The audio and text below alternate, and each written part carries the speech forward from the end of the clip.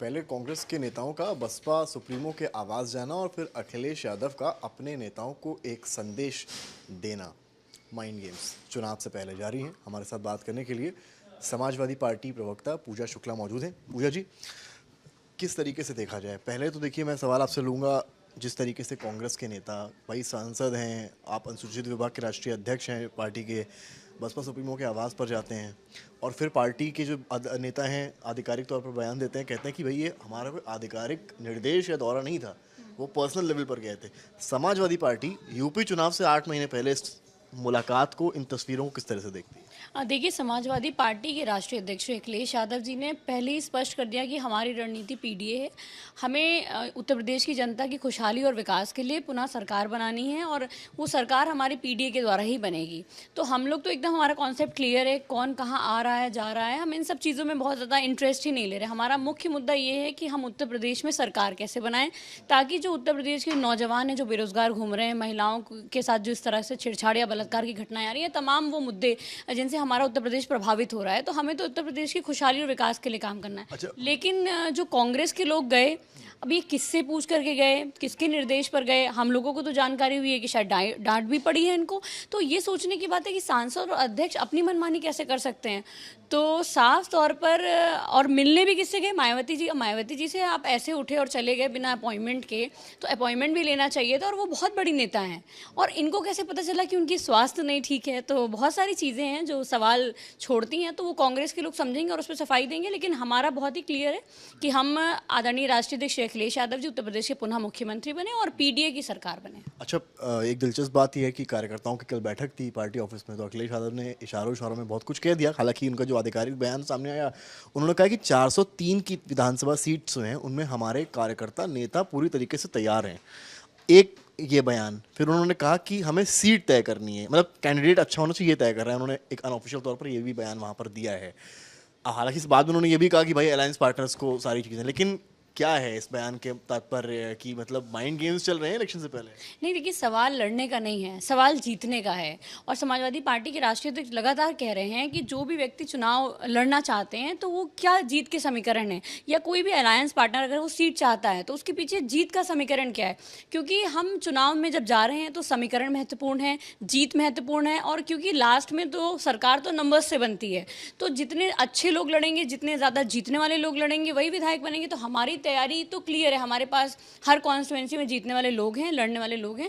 कहीं पर हमारे अलायंस पार्टनर्स के पास अगर अच्छे लोग हैं और अच्छे से हमें लगता है कि अगर वो जीत सकते हैं, उन्हें लगता है, तो उन्हें स्पष्ट रूप से बताना चाहिए और हर पार्टी अपनी तैयारी करती है। अच्छा, एक और मुद्दा है, कल एक आदेश आता है गवर्नर की तरफ से यूनिवर्सिटीज़ को लेकर, क्योंकि वो कुलाधिपति भी हैं सारे स्टेट यूनिवर्सिटीज़ की।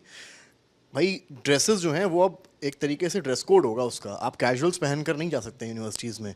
पार्टी का क्या पक्ष है? देखिए, बहुत स्पष्ट बताऊं, क्योंकि मैं भी लखनऊ यूनिवर्सिटी की स्टूडेंट रही हूं, तो कहीं ना कहीं अगर आप देखिए तो इस तरह की कुलाधिपति ने जो ये ड्रेस कोड लागू किया है, ये ड्रेस कोड लागू करने का कोई मतलब नहीं है। आप ये बताइए कि जितने भी यूनिवर्सिटीज़ हैं, यहाँ पर जो बच्चे पढ़ते हैं वो प्रोफेशनल कोर्सेज में भी एडमिशन लेते हैं, वो जॉब के लिए कॉर्पोरेट सेक्टर में भी जाते हैं, या उसके बाद यूनिवर्सिटी के बाद कई लोग कोचिंग करने जाते हैं। तो वो जो आपने ड्रेस कोड लागू किया है, दरअसल बात ये है कि कुलाधिपति सिर्फ मुद्दों से लोगों का ध्यान भटकाना चाहती हैं। अगर आपको एक समान करना था तो आपको फीस करनी चाहिए थी। लगातार आप देखिए लखनऊ विश्वविद्यालय में फ़ी हाइक हो रहा है, मतलब इतना ज़्यादा फ़ी हाइक हुआ है कि जस्ट डबल कर दी गई फ़ीस। जो कोर्स 4,000 5,000 के थे, आज उनकी फ़ीस 10,000 20,000 या 1 लाख तक चली गई तमाम कोर्सेज़ की फ़ीस। तो अगर इन्हें लागू ही करना था, इन्हें समानता ही लानी थी, अगर समानता ही लाने के लिए इन्होंने ड्रेस कोड लागू किया, तो इन्हें सबसे पहले समानता तो पढ़ाई में लानी चाहिए कि एजुकेशन सिस्टम अच्छा हो, एजुकेशन में लोगों को बराबरी से पढ़ाई मिल सके, समान शिक्षा मिल सके, पहली चीज़। दूसरी चीज़ ये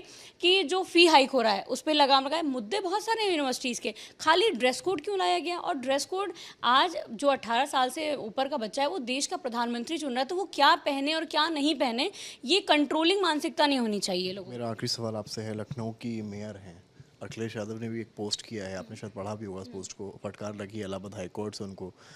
काफ़ी उनके जो राइट्स हैं वो भी छीन लिए गए हैं, क्या कहना चाहिए?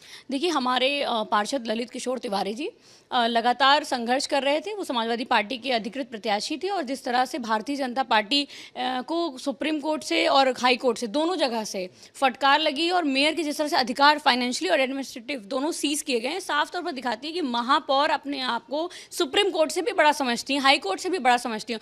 और पूरा लखनऊ जानता है कि मेयर भ्रष्टाचारी हैं। जहाँ पर भी धन उगाही करनी होती है, जहाँ पर भी पैसे का लेन देन होगा, आपको सबसे पहले अगर किसी का नाम मिलेगा तो वो सुषमा खरकवाल का मिलेगा। और यही कारण है, यही साठगांठ के कारण मेयर उनको शपथ नहीं दिला रही थी। मेयर ये जानती थी कि आज निकल उन्हें शपथ दिलानी पड़ेगी। ये हुआ लोकल मुद्दा। अखिलेश ने आगे लिखा न्याय हुआ।